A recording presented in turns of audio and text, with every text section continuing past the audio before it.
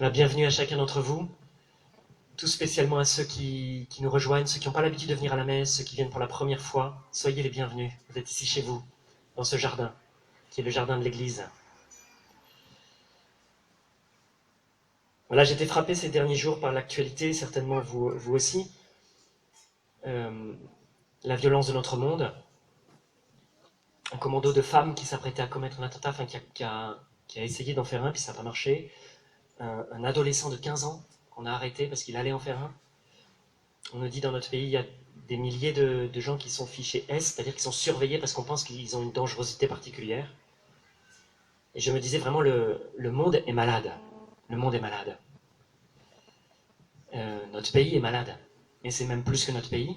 On voit dans le monde les guerres, en Syrie, les problèmes climatiques, etc. etc. Et je me disais, qu'est-ce que je peux faire, moi? Qu'est-ce que je peux faire, moi, pour que les choses aillent mieux? Peut-être il y avait cette question aussi dans votre cœur. Je me dis, c'est tellement énorme les problèmes. Tout seul, je ne peux pas faire grand-chose. Et puis moi-même, j'ai mes propres limites. Vous voyez, on les a tous. Peut-être vous-même, vous en portez aussi. Voilà, des difficultés, des souffrances. Peut-être c'est celle des difficultés professionnelles. Ça peut être aussi la maladie. Ça peut être relationnel. Ça peut être dans nos familles. Bref, tout ça, c'est lourd. Et c'est pas facile. Parfois, je me dis, enfin, on pourrait désespérer, vous voyez. On pourrait désespérer quand on voit la situation du monde, comme on voit combien est-ce qu'on est petit et faible. Et voilà, et nos combats, nos propres combats. J'avais une question à vous poser. Pourquoi êtes-vous venu ce matin, ici? Pourquoi êtes-vous venu à la messe ce matin? Pourquoi est-ce qu'on s'est rassemblés? Vous voyez, vous n'êtes pas tout seul. On est plusieurs. Comment ça se fait qu'on se trouve ici ce matin, dans ce jardin? Peut-être que certains se disent, moi je suis venu par habitude. C'est possible. Peut-être certains se disent, moi je suis venu mais je ne sais pas bien pourquoi. C'est possible aussi. Vous êtes les bienvenus, comme je le disais. Peut-être je cherche quelque chose, peut-être je me suis dit, je vais venir à la messe, ça ne peut pas faire de mal. Je ne suis pas trop croyant, mais voilà. Peut-être certains se disent aussi, moi je sais pourquoi je suis venu. Je suis venu pour Jésus. En fait, c'est Jésus qui nous rassemble. C'est pas le prêtre, c'est pas les prêtres qui nous rassemblent, vous voyez, c'est Jésus. Le signe de Jésus dans notre assemblée ici, c'est l'autel. C'est le père Casseron qui a construit cet autel en pierre, on ne peut pas le bouger. Et l'autel représente Jésus. Vous voyez, donc Jésus est présent parmi nous, il est présent dans sa parole, il est présent invisiblement, il est présent dans notre cœur, il est présent au travers de cet autel, et il sera présent aussi dans le pain et le vin consacrés. Donc il vient à notre rencontre. Il vient nous rencontrer. Qu'est-ce que ça change de rencontrer Jésus, de croire à Jésus, d'avoir Jésus avec soi dans sa vie? Si ça ne change rien, on aurait pu rester couché.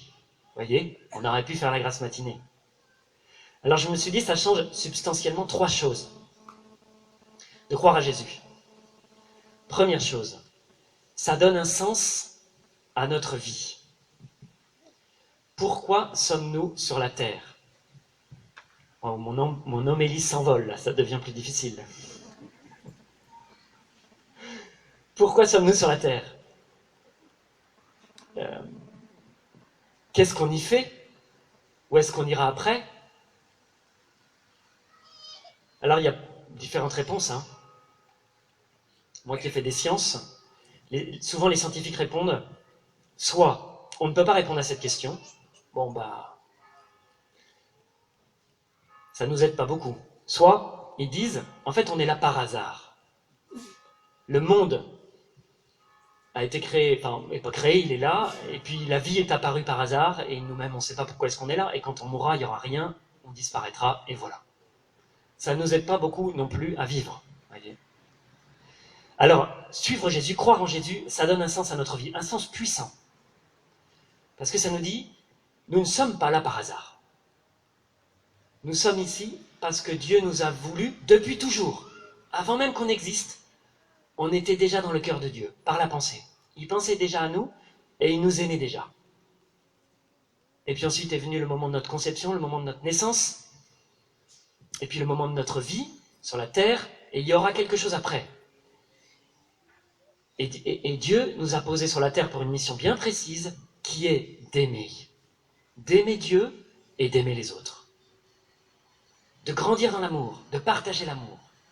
Et il nous dit au moment où on quittera cette terre, je vous attends dans la vie éternelle auprès de Dieu pour une vie auprès de moi où il n'y aura plus de souffrance, plus de maladies, plus de conflits, plus de péchés, mais simplement la joie d'être ensemble et de s'aimer et de partager l'amour. Du coup, c'est très fort de savoir ça parce que ça oriente notre vie. Il nous a aussi donné une loi, des règles qui nous aident en nous disant ne fais pas ça, ne fais pas ça, ne fais pas ça, parce que si tu fais ça, tu vas souffrir. Il y a déjà assez de souffrance comme ça, tu n'es pas obligé de prendre des mauvais chemins, des chemins qui ne mènent pas au vrai bonheur. Du coup, il donne un sens à notre vie, il nous donne aussi une direction par sa loi. Et il nous dit, j'ai une mission à vous confier, de rendre le monde meilleur. Ce dont je parlais au début. Quand on voit le monde, on se dit, il a bien besoin d'être meilleur. Eh bien, Jésus nous dit, j'ai besoin de vos mains pour changer le monde. Vous êtes comme mes mains. J'ai besoin de vous pour transformer ce monde. Le pape François, il disait aux jeunes aux IMJ, nous sommes ici non pas pour végéter, mais pour laisser une empreinte. Pour faire quelque chose qui va rester après. Précisément, l'amour ne passera jamais. Voilà. La deuxième chose que ça change, premièrement, donc, on est ici, croire en Jésus donne un sens à ma vie. Deuxième chose, croire en Jésus me donne une force pour changer. Comme je disais, c'est pas facile de changer, c'est pas facile de changer le monde, c'est pas facile de se changer soi-même. Peut-être vous avez essayé. Peut-être vous avez essayé de vous lever tôt si vous êtes lève-tard. Mais c'est très difficile. Non? Bon, Mireille n'est pas d'accord. Vous êtes peut-être plutôt lève-tôt. Je parle de se changer. C'est difficile de lutter contre ce qu'il y a de mauvais dans notre cœur. Je veux dire, le premier combat qu'on doit mener, c'est finalement en nous que ça se passe. Voyez, nos mauvaises habitudes, nos péchés, nos découragements, tout ce qui pèse, quoi. Peut-être la maladie, peut-être les addictions aussi qu'on porte. Ça, c'est lourd, c'est difficile. Et puis après, changer le monde, c'est encore plus difficile.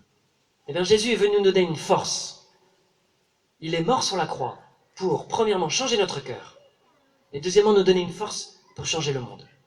Cette force s'appelle l'Esprit Saint. L'Esprit Saint. Il est venu nous sauver et nous donner cette force. Peut-être vous vous dites, j'ai pas besoin d'être sauvé, moi, je suis pas perdu. Dimanche dernier, c'était l'évangile des choses perdues. Il y avait la brebis perdue, la pièce perdue, le fils perdu. En fait, peut-être dans votre vie, il n'y a pas de souffrance, où il n'y a pas de problème, où il n'y a pas de soucis, où il n'y a pas de peur, il n'y a pas d'angoisse, il n'y a pas de culpabilité, il n'y a pas de rancune, il n'y a pas de regret, il n'y a pas de conflit. Vous voyez, tout est parfait dans votre vie peut-être. C'est sûr, à ce moment-là, vous n'avez pas besoin d'être sauvé. Moi, je pense qu'on a tous besoin d'être sauvés. Voyez, je pense qu'on a besoin d'être sauvés et c'est vital même. Ben, Jésus est venu le faire. On a juste à ouvrir notre cœur, à lui dire oui, pour accepter ce qu'il a fait pour nous. Seul, on ne peut pas se sauver soi-même. On peut bien essayer de s'en sortir, mais franchement, on n'y arrivera pas. Deuxième chose, Jésus me donne une force pour changer, il est venu me sauver. Troisième chose que croire en Dieu m'apporte, il est venu me donner une famille pour nous soutenir, pour me soutenir. La famille des enfants de Dieu. Comme je le disais, si je suis seul, c'est difficile. Mais à plusieurs, c'est plus facile. Regardez, nous sommes en fait la famille de Dieu. C'est pour ça qu'on a mis un badge ce matin. Pour qu'on se connaisse, qu'on se rencontre et qu'on connaisse les présents des uns des autres. Vous savez que quand on devient chrétien, Dieu est notre Père. Du coup, nous sommes ses enfants. Et on dit, les chrétiens, qu'on est des frères et sœurs. Donc on appartient à la même famille. Ça veut dire que de cette famille, on reçoit un soutien, une aide, et on donne un soutien. C'est fort, ça. Parce que souvent, on est seul dans le monde. Peut-être avec notre famille, ça ne s'est pas passé comme on aurait voulu, voyez. Eh bien, on a une autre famille qui nous est donnée, qui est plus grande. Vous voyez, ça, c'est la famille du Pont du Las. Mais il y a aussi la famille des chrétiens dans le Var, et même dans le monde. Dans le monde, vous savez, il y a 1,2 milliard de personnes qui sont catholiques. Ça, c'est la taille de notre famille. Incroyable. De tous les pays, de toutes les nations. Dieu nous donne une famille pour nous soutenir. L'Église est notre famille. Parfois, on pense que l'Église est un supermarché spirituel. Vous voyez, on vient, on demande une prestation, un mariage, un baptême, après on rentre chez soi, on râle, on dit « Oh là là, le curé il a pas bien fait les choses et tout, je suis pas content, c'est quand même une honte ». Non, l'église n'est pas un supermarché, l'église est une famille. Et elle dépend de nous. Ça dépend de nous d'être belle. Voilà. En fait, comment reçoit-on ce sens que nous donne Jésus, cette force qu'il veut nous donner, et cette famille? Vous savez d'où ça vient? Tout ça, ça provient d'un sacrement qui s'appelle le baptême. Je pense que parmi vous, certains sont baptisés ici. Levez la main. Il y en a quelques-uns. Merci. Certains parmi vous ne sont pas baptisés. Vous êtes les bienvenus. Si vous voulez, vous pouvez entrer dans la famille de Dieu. Venez me voir, on verra comment faire. Voyez, ce que je vous ai décrit, c'est vivre son baptême. Peut-être parmi vous, il y en a qui ont reçu le baptême, mais ils ne savent même pas à quoi ça sert. Ou comment faire pour recevoir cette force, pour choisir la bonne direction, pour changer le monde, pour se changer soi-même. Dans ces cas-là, il faut rejoindre la famille de Dieu pour grandir. Voyez ? J'ai une dernière chose à vous dire, avant de m'arrêter. Le 1er octobre 2017, que va-t-il se passer? Ce n'est pas la fin du monde. C'est un anniversaire. Ce n'est pas mon anniversaire. C'est l'anniversaire de notre Église. 1er octobre 2017. 1 an et 2 semaines. L'église du Pendulas Saint-Joseph. Savez-vous quel âge elle va avoir? 150 ans. C'est un bel âge, non? C'est une belle dame. Elle a traversé quand même des périodes difficiles, hein? Elle est toujours là. Elle est toujours vivante. Donc dans 150 ans, elle aura 300 ans, elle sera toujours là. Vous voyez, elle sera toujours vivante. Alors, le but de notre Église, voyez, c'est de partager la joie de croire, partager la joie de connaître Jésus autour de nous, dans notre quartier. C'est notre mission. C'est ce que Jésus nous demande de faire. On a 1 an pour se préparer à l'anniversaire de notre Église. Je me suis dit, qu'est-ce qu'on va faire? Comment faire? Je pensais à cette parole que Jean-Paul II a citée dans une lettre qu'il a écrite pour l'Église en Europe. Et il dit, cette parole qui vient de l'Apocalypse, réveille-toi, réveille-toi, ranime la vie que tu as en toi. Apocalypse 3, 2. Alors je pensais que ça pouvait être notre programme pendant 1 an. Demander la grâce au Seigneur de nous réveiller, de transformer notre cœur, de rendre notre cœur brûlant d'amour pour lui, pour ceux qui nous entourent. Voyez? La grâce d'allumer un feu dans notre cœur ou de rallumer un feu. Pour certains, c'est rallumer, pour certains, c'est allumer, parce qu'ils n'ont pas fait l'expérience de Dieu. Origène, il cite une parole qui dit « Celui qui est près de Jésus est près du feu ». Et quand on s'approche de Jésus, quelque chose vient brûler dans notre cœur. Et nous donne cette énergie pour nous lever le matin, pour essayer d'être meilleur, pour changer le monde autour de nous. Il y a beaucoup de manières pour faire ça, pour se réveiller. La première chose à faire, c'est demander cette grâce au Seigneur, en disant « Seigneur, donne-moi la grâce de me réveiller spirituellement, pour que le but, c'est que dans 1 an, on soit tous brûlants d'amour pour célébrer l'anniversaire de notre Église et pour pouvoir propager ce feu autour de nous. » La première chose, c'est de demander à Dieu cette grâce. C'est lui qui la donne. Et je pensais vous proposer un moyen qui est le parcours alpha. C'est un parcours qui dure 11 semaines à peu près sur 3 mois. Il y a un week-end au milieu. Il a plusieurs utilités.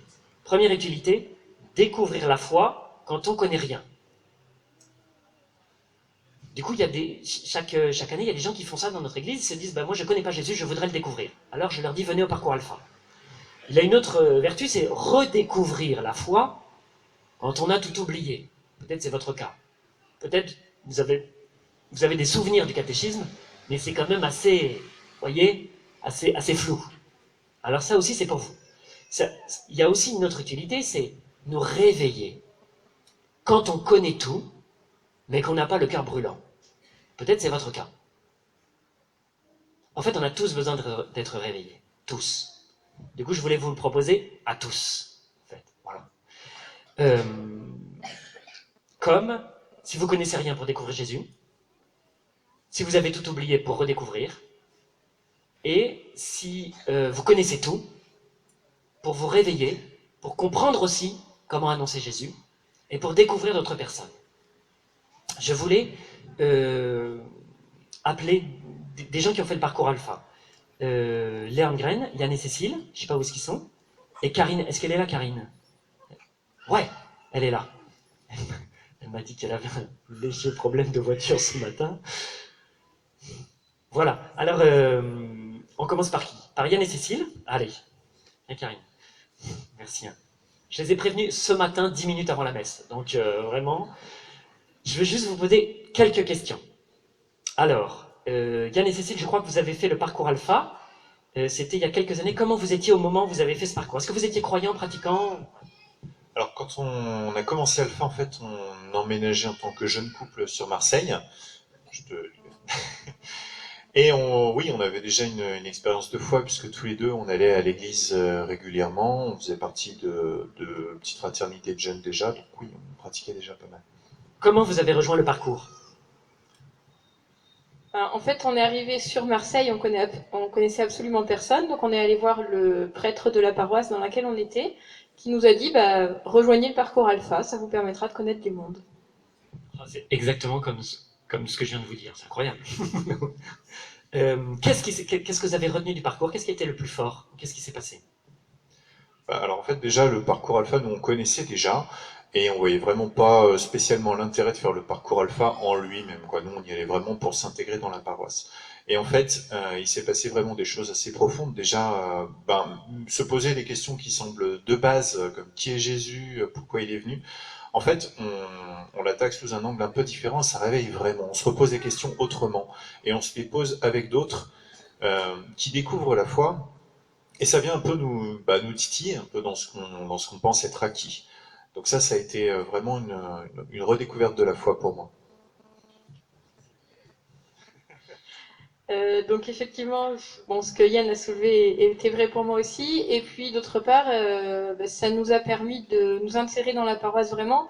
À la suite de ça, moi j'ai été sollicitée pour faire le caté, donc voilà. Et puis il y a le week-end sur l'Esprit Saint aussi au milieu, qui est vraiment un moment particulier, vraiment fort, où on fait une expérience de vie en communauté et on a vraiment l'occasion d'apprendre à connaître l'Esprit Saint. Merci. C'est vous qui avez fait commencer le parcours alpha ici, sur cette paroisse, parce que vous étiez convaincu que c'était quelque chose de fort, voilà, il y a quelques années déjà. Voilà. Karine, alors à toi. Toi, tu as fait le parcours cette année, là, enfin l'année dernière, voilà. Avant de le faire, est-ce que tu venais à l'église? Est-ce que tu étais croyante? Alors, pas du tout. Moi, j'ai pas du tout le même parcours que Yann et Cécile. J'étais croyante, mais pas du tout pratiquante.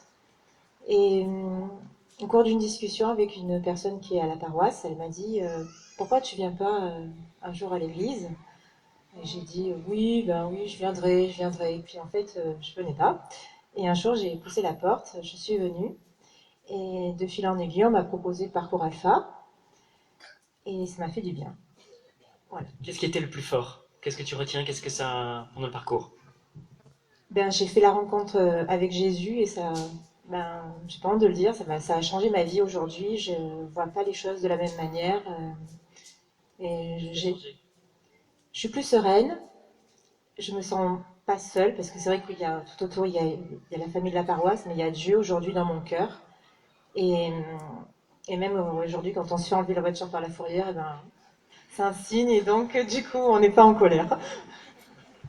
Sa voiture vient d'être prise à la fourrière.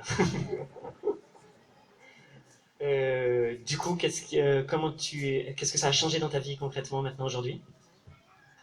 Ben, concrètement, aujourd'hui, je prie régulièrement, chose que je ne faisais pas avant. Je ne savais pas prier, je savais rien faire parce que je ne connaissais rien du tout à la religion. Et c'est le parcours Alpha qui me l'a enseigné, qui m'a appris. J'étais une sceptique aussi un petit peu, donc ben, ça m'a permis de dialoguer avec les gens autour d'un repas. Et en plus, c'est vrai que c'est très convivial. Merci beaucoup, Karine, Yann et Cécile. Bravo. Merci d'avoir témoigné ce matin. Voilà, alors du coup, je vous fais cette proposition. Si vous voulez, venez. Ça peut changer votre vie. Ça va changer votre vie.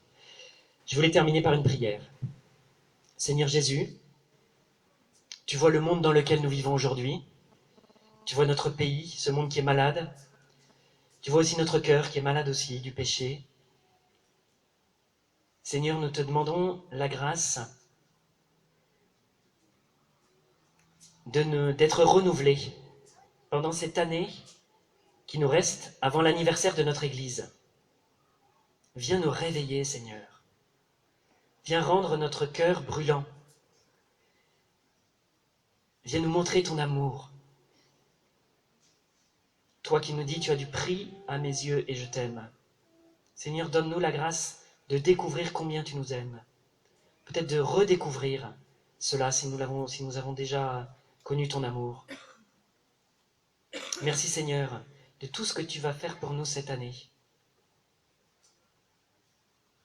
Tu es capable de faire bien au-delà, infiniment au-delà de tout ce que nous pouvons demander ou même imaginer. Nous te demandons cette grâce, Seigneur, de venir renouveler toute notre Église Saint-Joseph au Pont du Las. Amen.